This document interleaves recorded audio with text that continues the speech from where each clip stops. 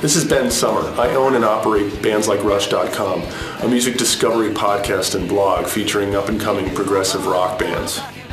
Enjoy this video edition of the podcast and check out my own music. Visit my website at bensummer.com. If you sign up for the email list, you'll get 3 free downloads.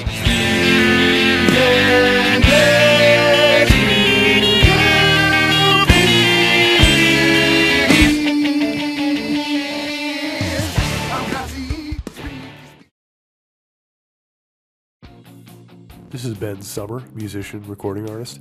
You can find out more about me at my website, bensummer.com. That's summer with an O.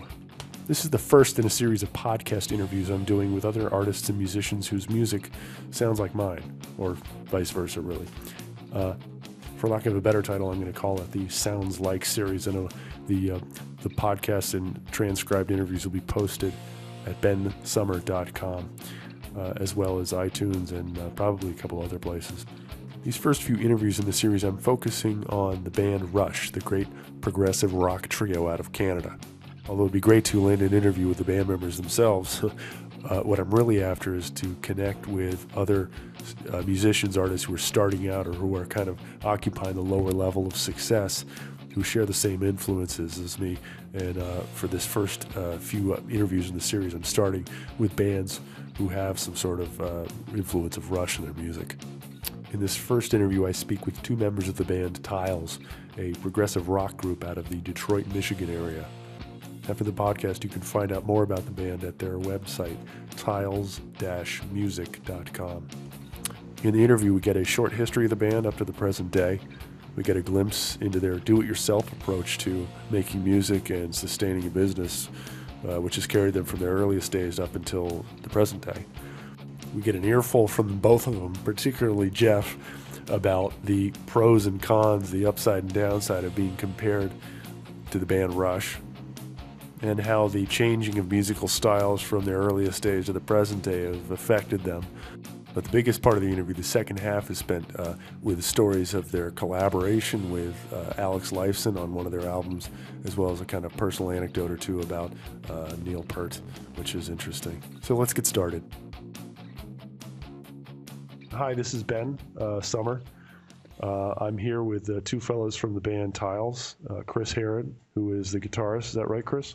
Yes, sir. One of them. And Jeff Whittle, who is the bassist for Tiles. And guys, thanks for joining me. Why don't we start by just letting you guys speak one after the other about yourselves, your history, the band, how you guys got started, and maybe if you up to the present day roughly. So, Jeff, you want to go first? Sure, I will go first. They were working with a bass player on the first record, and what ended up happening was towards the end of the recording, I think when they were finishing up some of the bass stuff, they had asked him if he had wanted to join. His name's Kevin Chown, and Kevin was already doing other things, and he couldn't commit.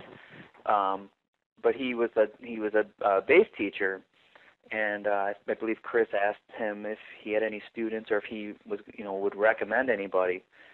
And that's where I came in. I was taking lessons from Kevin. I'd been taking lessons with him for quite a while. So that's really how I came into it. Kind of slid into it? Yeah, Kevin recommended me, then Chris contacted me, and I got a press kit in the mail.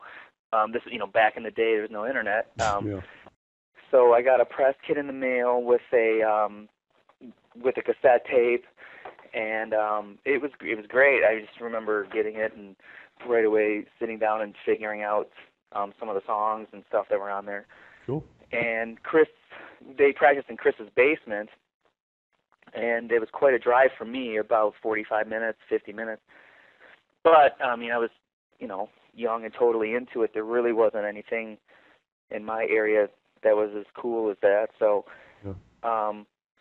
Driving down there was no big deal. But anyway, so I went through the audition process, and there you go. But as far as the actual beginnings of the band, Chris would probably be better for that. But that's how I came into the band. Cool. Yeah, so Chris, how did the whole thing start in the beginning? Well, it was the drummer, Mark Evans, and I had come off another project that didn't really take root. So I started writing some songs, and we worked them out just as a guitar and drums. Little did I know that that would have been the blueprint for fame and fortune for the White Stripes, but... Wow, really? That's right, no bass. Yep, I made the mistake. You should have left Chris out of it. I mean, sorry, I'm mixing you up. You should have left Jeff out of it. Yeah, I should have done I'm sure Chris has said that many times over our career. Yeah. So unfortunately, I went ahead and followed the standard, band format of a bass guitar and at least a singer, because my vocals aren't necessarily all that good. And Mark and I just went in and cut the drums and a scratch guitar track and started kind of putting a new project together and ran ads for other musicians, and that's where we found Paul Rarick, the vocalist, and we couldn't find a bass player, so... That's always the way. I just looked through, music ads and stuff and looked for guys who were teaching bass, and ran into Kevin Chown, who's an excellent bass player, and we just asked him to kind of do it as a session musician. And that's how the first Tile CD came together, and as Jeff said, when it came time to fill the spot permanently, we asked Kevin for a recommendation, and we made Jeff audition, 7 or 8 times, just to make sure that he was into it. It wasn't a fluke. Yeah, and so the band kind of formed in that roundabout kind of way. So this is way back when. How old were you guys then? Where were you in life? From your bio, looks like that was the early 90s. So what was going on then? Well, yeah, that was the early 90s, and really my goal as, a guy that was, kind of approaching 30 was thinking, well, geez, I ought to get one project kind of together and out there and see if anyone likes it before I, kind of retreat even further into the basement. Yeah. And Jeff was younger. He was just turning 20 or something, so. Well, I think I was 21. I think I had just turned 21. So you were drinking. That's good. At that time, no, I was a staunch vegan and no drinking, and different now. I have meat IV'd into me. It's crazy. Oh, that happens a lot. Yeah, I was freshman year in college. Of course, I was a vegetarian and a feminist and all those things, but it gets old quick. And, where is this, by the way? For the folks who don't know. About 2 miles north of Detroit. Chris lives, I don't know, about 20 miles south of Detroit or something? It's about 20 miles south of Detroit. So, like any major city, it's kind of, you've got different communities of musicians just based on kind of the locale within the larger city.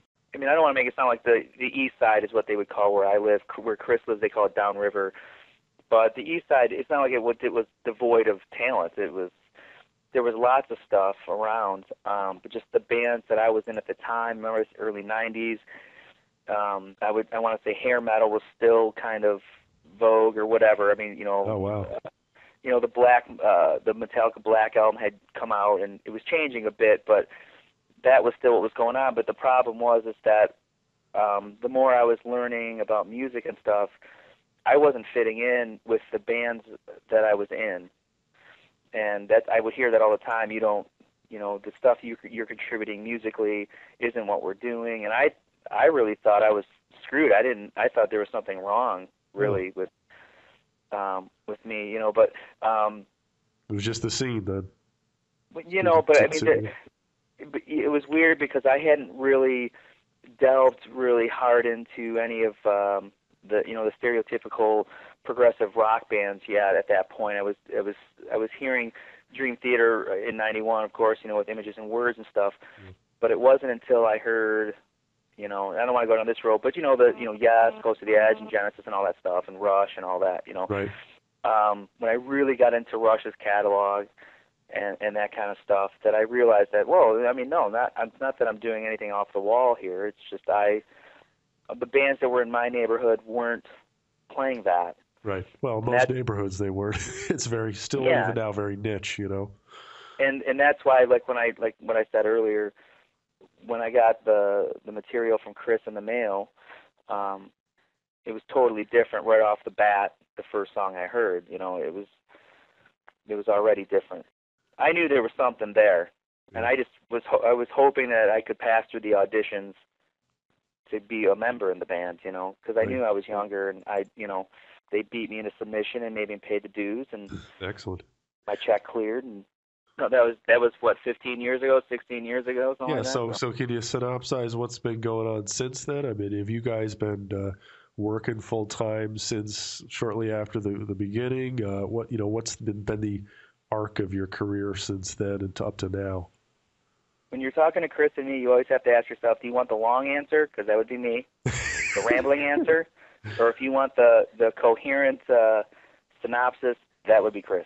All right, I guess it's you, Chris. Well, we released the first CD on our own label, I guess you'd say, in '94, and actually spent some time using some connections and shopping it, and it ended up getting released in '95 on Dream Circle in Germany. Mm-hmm. And it received really good European reviews, and that was kind of the launching pad.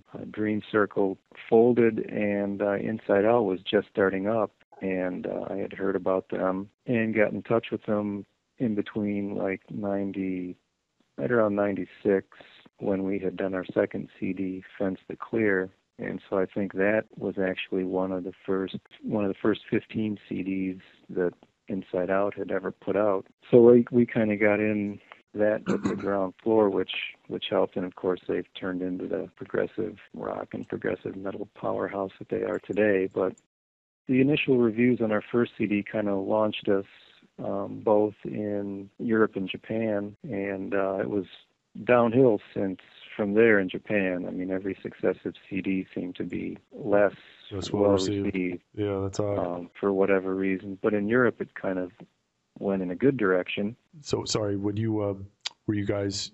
What was your connection in there? Was it just a press, awareness of you? Or did you go and tour there? Do you still have a fan base in Japan and Europe, or where are you most solid? Well, now the fan base is pretty solid. It's just because of the boundaries of buying music are gone. I mean, if there's too many people left that actually buy it. But even 10 years ago, or maybe not quite that long, back for our window dressing, our 4 CD, which came out in 2004, we didn't get a Japanese release. And really that was because, you could buy whatever you want on the internet at pretty much domestic prices. Right. So there was no huge fan base in Japan that warranted release on its own. So, it just helped our sales from Inside Out because any of the Japanese fan base would just buy the Inside Out version. Right. So it wasn't a huge impact or anything, but it wasn't. What tell me, sorry, go ahead. I was going to say, from a trajectory standpoint, that was '97 for our second CD, and then it was a pretty prolific recording session, and we had so much stuff we hadn't finished that kind of morphed into a continuing work in the studio and led to Presence of Mind, which came out in 1999. And that was really I think it's kind of the fan favorite to this day. And it had gotten into the hands of Mike Portnoy, and Dream Theater took us out on a 3-week European tour when they had just released Scenes from a Memory. And so previous Presence of Mind had gotten real good reviews and sold really well, so the label was able to get behind that European tour with some tour support. And I guess looking back now, since that was 10 years ago, that was kind of the peak, I guess you'd say, of our activity, because back to one of your earlier questions, Tiles is not our career, nor necessarily a hugely profitable endeavor. Right. Very artistically satisfying, and it's a